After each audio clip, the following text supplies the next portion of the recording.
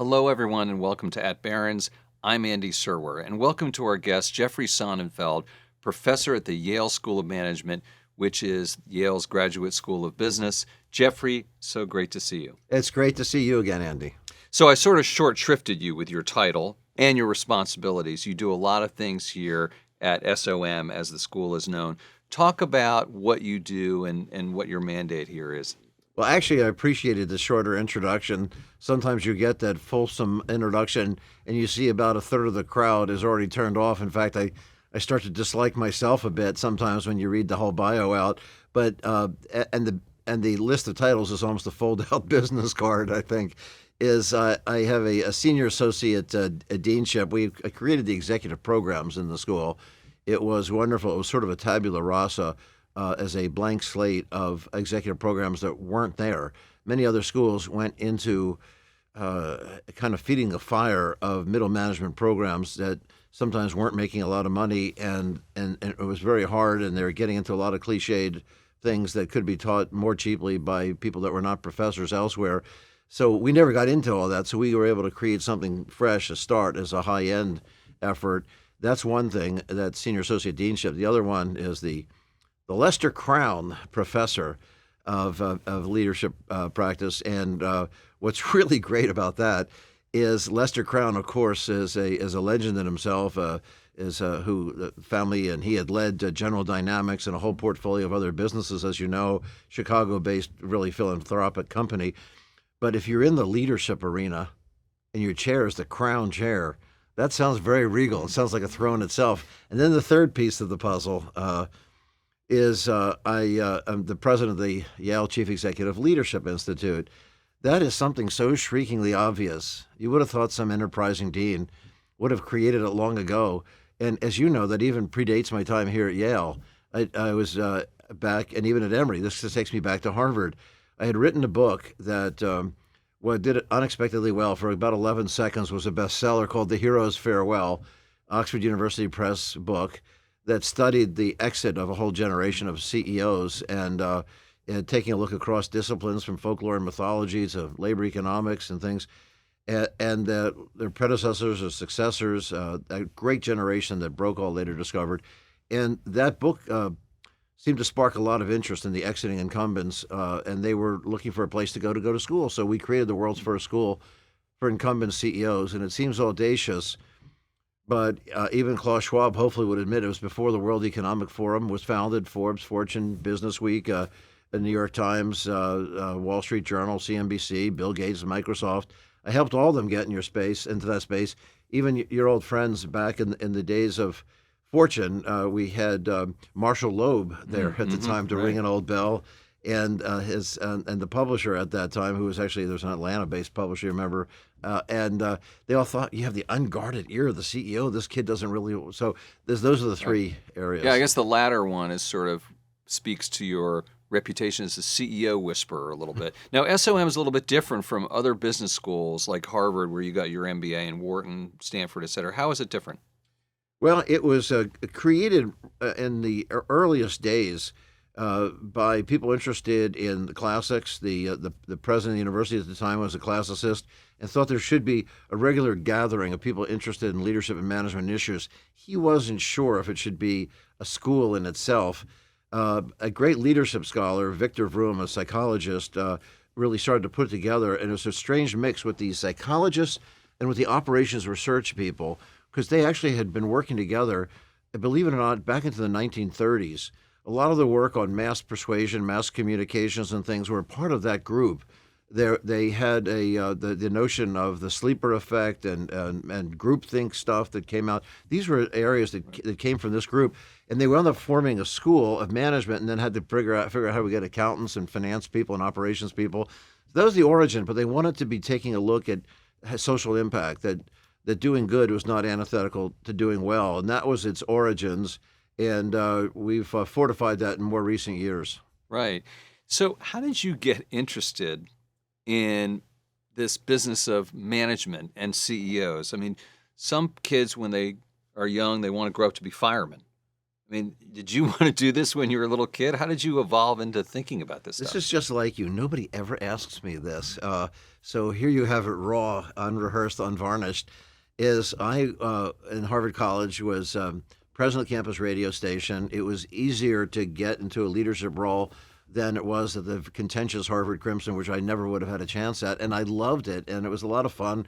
We had presidents and vice presidents resigning. We had the horrible Middle Eastern War at that time, Yom Kippur War. We had tremendous resources around as to make national and international news using the Harvard talent.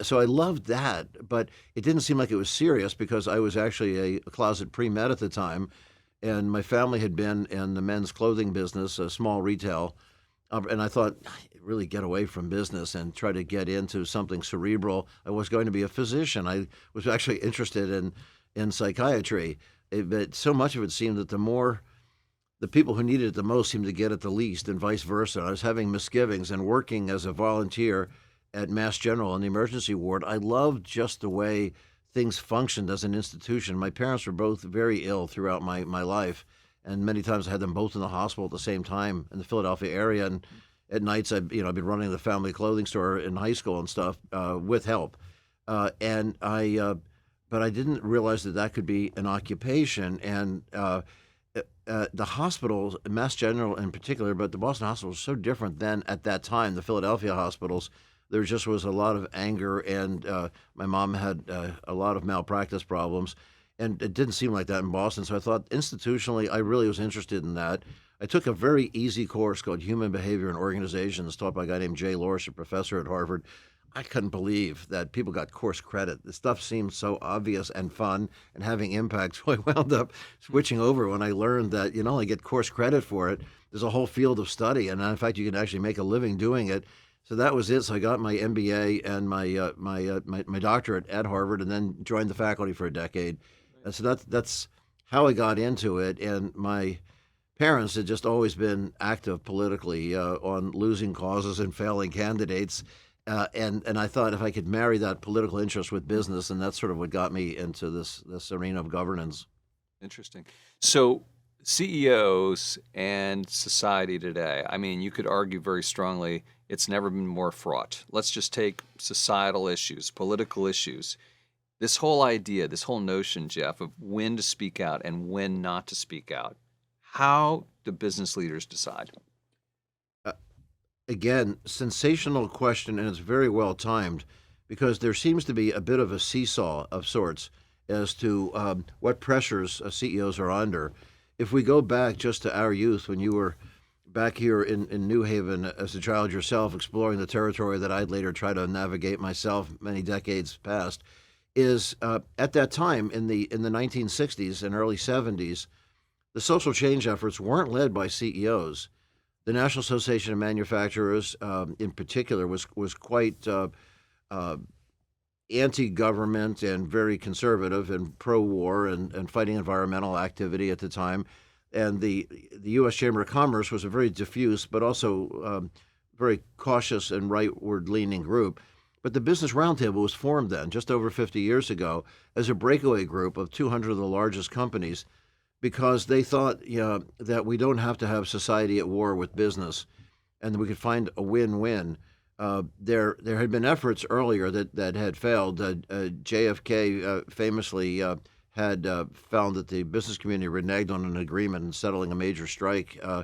And JFK said, my dad said you guys were a bunch of SOBs, and he was right, and it didn't get that much better for Johnson. In the Eisenhower years, obviously, there was a great relationship between business and government. Some felt too much so. I actually don't think so. And in fact, business leaders were very active. When people use the term progressive, it's misused even by political scientists today. The progressives, as you're one of the few who would know, among great journalists who would know this, they were the business community. They're very centrist. It was Frederick Winslow Taylor, who was imperfect but still trying to make the workplace a safer place at the turn of the last century. Same with Jane Addams and the immigration reception with the settlement houses and the beautification program and FDR and the conservation movement. That's where the business community was. And the last time this country ran a progressive candidate, It was for presidency. The president was a Republican, the Democrat, and the vice president was a Democrat. Right. La Follette and Wheeler were their names, and that's where they were. And then now the Business Roundtable wanted to recapture that, so they were very politically engaged. Foreign Cross Practices Act came from the Business Roundtable. The Superfund Cleanup Business Roundtable is Reginald Jones, Jack Welch's predecessor, coined the term corporate social responsibility. Irving Shapiro of DuPont with the Superfund, and even the Foreign Cross Practices Act. It was the CEO of Raytheon. But how do you know when to speak out? Well, that was the message then. Their successors lost their way. Right. When Phil Condit of Boeing and others took over the Business Roundtable, they became very defensive, and there was a defense of a lot of corruption and corporate misconduct and greed and the governance failures that we saw, and they were not speaking out about it. But then we have another generation that came out that got very engaged, and they got, but they wait for a catastrophic moment, as when 2020, the 2020 elections, the business community got very involved, and just before that, when President Trump got elected, we'd had him earlier at one of our CEO summits. All the major CEOs that you and I know walked out of the room. They warned me they would if he came in. I was at the Waldorf. And he was introduced by a next tier. When he ran for office, none of them supported him. But when he won, they all rallied around him. And he told me, see, they're all coming now, Jeff. I said, well, why do you think that is? And then they engaged with, but it's when he started to do these one-offs, Ford versus GM and Pfizer versus Merck, and going right along the whole list, they started to realize they needed to speak out in 2017. And in August of 2017, with the Charlottesville murder by the Nazis, and President Trump made an unfortunate statement. It wasn't terrible in the day after the murder, but the next day, for some reason, he not only doubled down, but elevated the Nazis in an equivocation statement. And Ken Fraser, the CEO of Merck, quit, and that led to this unexpected ripple effect. So CEOs found voice at that moment that we hadn't seen in a long time. And then it happened after the elections to reassure who actually won and to celebrate the elections. So CEOs are waiting for catastrophic moments. What I want to know is, where's everybody else? Is that back in the 60s, the CEOs were not at the front of the line. It was the National Council of Churches. It was labor union leaders, trade union leaders, professional associations. They've lost their courage. So CEOs every now and then say, well, we can't be the only ones. You aren't scared to call folks out, boards and CEOs, when you feel like they're not doing the right thing. Have you gotten blowback? Not domestically. When we helped immodestly spark what is the high watermark of global corporate values and practice with the roughly 1,200 firms that retreated fairly quickly from Russia after the invasion of a peaceful sovereign nation, of course, being Ukraine, the high watermark before, which I was on the sidelines of, was the South African retreat in 1988. That was very powerful, and sanctions are good. But when the business community spoke, as Bishop Tutu told me, the great apartheid activist, is that the left and the right work together so that the average white South African didn't see themselves as victims, but saw they were pariahs when the business community spoke. So we see that again happen with Russia. Is the blowback I got, once as many as 22 threatened lawsuits in one day. This is now over these last 2 years. It seemed that the smaller, just between us, the European firm was, the more sensitive they were, especially if they were private firms, to transparency and accountability. So that's where we've had the blowback. And sometimes in the Russia situation, we've had some. But I tell you, with the voting stuff, it was shocking to me with voting rights access and the presidential transition, is they came to me and asked if we could organize some meetings as President Trump was interrupted in the airways on the 2 days after the election, proclaiming himself the winner, which was premature and wrong, as it turns out. They wanted to meet. It was a group of 70% Republican. They developed 5 critical talking points on a meeting that they wanted called. I facilitated it. I asked, why don't you use one of these trade groups? And they say, no, they're too bureaucratic and cautious. I think it's because they all have money and reputation to figure I have nothing to lose if it doesn't work. We grouped then on November 7th of 2020 a group that was 65-70% Republican, and they developed talking points as largest election in American history. If anybody, and here's who the winners are. If anybody disputes it, go to the courts. And if they do, fourth, that we want to see clear evidence of fraud, and we don't see it. And fifth, that should be a speedy transfer of power. The very next day, then, every business group used that 5-point statement instead of Bibi Netanyahu and Xi Jinping and Bush 43. And they were very proud. They found their voice at that moment and receded as they should have. And then came time for the awkward, January 6th situation. Things they got it. So it takes a catastrophic moment, but they pick their issues. Like somebody like Michael Dell is tracking 100 issues at any one time. And they're not looking to grab a platform. And this is what most CEOs. What matters most to their constituents, and then they speak out. Right. I want to ask you about a couple of companies, shifting gears here, Jeff. And I want to be mindful that this is being taped, so it has a shelf life. So I want to be careful we're not out of date here. So speaking broadly about the failures at a company like Boeing, and then the various things that have gone on at the Walt Disney Company. So let's take them one by one. What's happening? What happened wrong at Boeing? In 2005, they just started outsourcing all kinds of things, like Spirit Aerospace, which shouldn't be an enterprise. It should be a factory. It's making the fuselage. And that's just the biggest of many of the things they outsourced. So now on a Boeing 737, they have in excess of 900 subcontractors, almost 1,000 contractors. So when there are problems with the MCAS system that Collins was creating, or the problems with all these other parts, is there wasn't clear oversight, and it was a cost-driven problem. That was going back then 15, 20 years. Where are we today is I think that Dennis Muhlenberg, who was there at the time of these catastrophic accidents where, 2 planes went down with some 360 fiery deaths, was horrible. He's not a villain. He was being told not to speak out because of the International Regulatory Agency says you can't apologize for what we don't know quite had happened. It was inelegant moments. David Calhoun didn't push him out, did want the job, but did support Muhlenberg when he was there. And Calhoun had been at GE Aviation before that. He took the job. He was eager to take it and his nature is not a beloved one. It's like having a mini Jack Welch. So on the Boeing side, it just was very much of a production-driven culture, not warm and fuzzy, and not safety driven, and not technology driven. So that's a problem there. There are things he needed to do about supply chains, since they're outsourcing too much, things they need to do about safety culture, and a governance problem on their side. Right. Switching over to Walt Disney, what happened there? Or maybe Nelson Peltz happened there.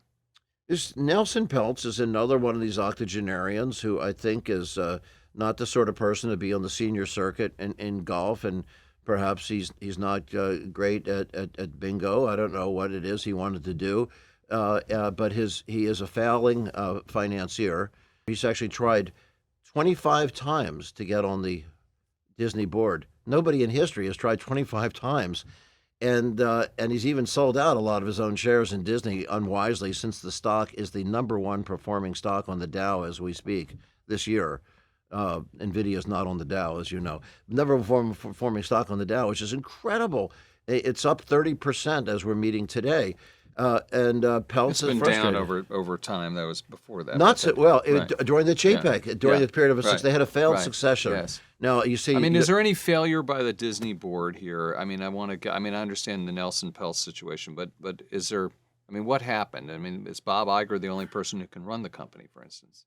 Bob Iger, is he truly messianic? I don't know. He is truly a wizard coming to bring his magic back to the Magic Kingdom.